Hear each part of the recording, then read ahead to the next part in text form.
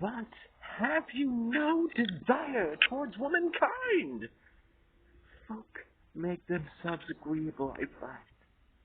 I mean to say, sir, have you ever learned the seriousness with which the heart can ache? I've learned that it is always a mistake to speak in jest where ladies are concerned. Oh, you mistake me. My apology. At least I don't mistake your courtesy.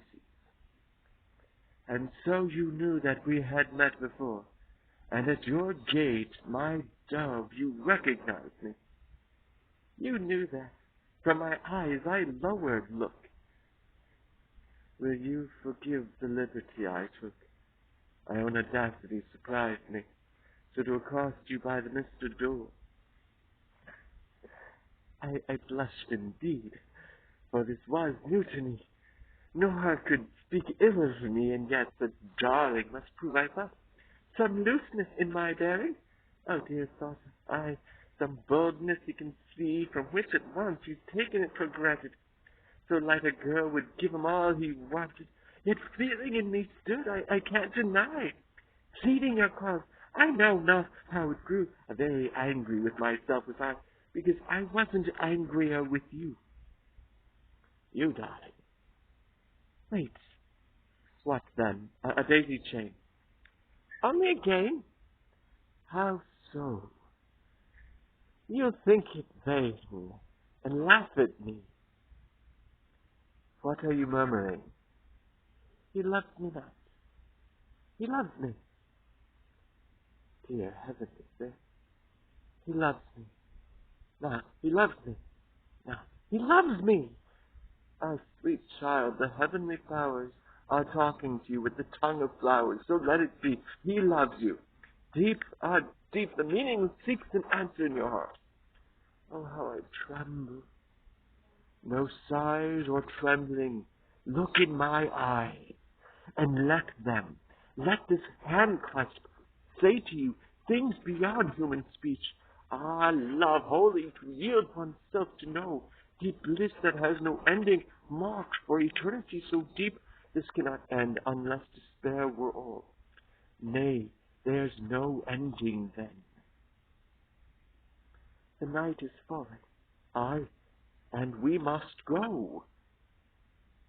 I would have asked you gladly, sir, to stay, but in this wicked place they gossip, so you'd think they'd not to do the livelong day, but watch their neighbors passing to and fro, and peak and pride, so the rumors grow.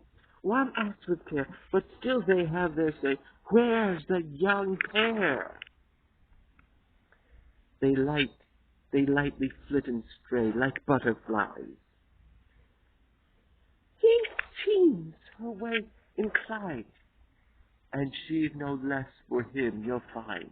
That is the world's old way. Oh, he's coming. Minx, so now you're teasing me. I have you now. Oh, dearest man, I love you from my heart. Who's there? A friend. A brute. It's time for you to part. Why, sir, 'tis late. May I not come your way? My mother, she goodbye. I love you then. Goodbye. Adieu, and don't delay. Soon to return, soon to meet again. Heavens, what such a man can find to ponder over in his mind. And there I stand, a tongue-tied mist, and can no answer make but yes. I cannot think what he may conceive, a poor ignorant girl like me. All things are come to me, Almighty Spirit. All that I asked you gave me not in vain. You turned your visage toward me in the fire, bestowing nature splendid to be mine, and with strength to hold her and endure. Mine was no baffling but cold encounter. You taught me in her deepest heart to gaze, to seek as in the bosom of a friend, beholding thus the train of living things, and learning to perceive my very brothers in sky and stream and in the silent glade. Or if the bounding tempest tears the forest, and giant pines come crashing on the crown of neighbor treetops, grinding branch and bole, so that the mountain shakes with thought and shock. You lead my steps within the sheltering cavern, where I may meet my soul in all the heart of wonder in my spirit stands revealed. Now on my waking soul the gentle moon rises, pure and respectful. Now there float from gleaming cliff and drenching dewy break the pale shadowed phantoms from forgotten work to silver the austerities of thought. Now do I see no perfect thing is given to poor mankind. The bliss you have bestowed to bear me ever nearer to the gods binds this companion to me. Doomed I am to need the help of him, whose impudence ensures the cheap abasement of myself in my own sight. So much his subtle word can sour and stifle all your gift of joy.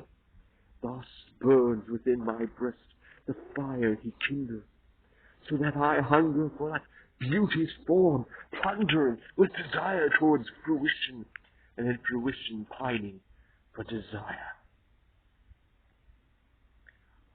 What need, dear sir, this dull life to pursue? One loses pleasure in the same old view. It's good, no doubt, to try things out, then off we go to something really new. I would you had some better thing to do than plaguing me in my short hour of ease. But take your rest, I'll say you. The chance, in fact, I gladly seize. A mad, ungracious churl like you is mighty difficult to please. A pretty handful, I must say. One never knows, toil as one name, what pleases him. No sign of grace is seen upon his lordship's face. Aye, that's the style. First with devil's pranks he pesters me, and then awaits my thanks. And how, poor son of earth, would you have tried to live without my aid? How do you think the cure was made of all the feverish to-do that held your fantasy enthralled? Without me, sir, I'm much afraid you would have stepped off this earthly ball, and now you'll haunt the caves alone, and choose a broody owl's abode, or sit on moss and clammy stone and stuff your nurture like a toad. Sweet pastimes of an anchorage, the doctors in your coffers yet. You cannot know the fresh and living spring from nature's solitary places welling. And could you guess the solace that you bring, your devilry were quick to work its quelling. Oh, noble, supernatural delight, in dark and too far on the hills to lie and clasp the wealth into you in the night, and swear in ecstasy divinely high, to probe earth's secret core in agitation and hug to heart the 6 days of creation, to feel the Lord knows what of joy and pride and rage love's all-pervading, blissful type. The Son of Earth, transcending his condition, then brings his noble newborn intuition. I hardly like to say to what fruition. Shame on you, man. Ah, now you're put about and claim the moral right to cry for shame, because chaste ears must never hear the name of things chaste hearts would never go without. But patience, friend, and let us still be lenient. Lie to yourself whenever it's convenient, but not for long one stands the pace. You show already wear and tear. If it goes on, black doubt and care and madness do will leave their trace. Enough of this. Your little love sits there disconsolate, no solace can she find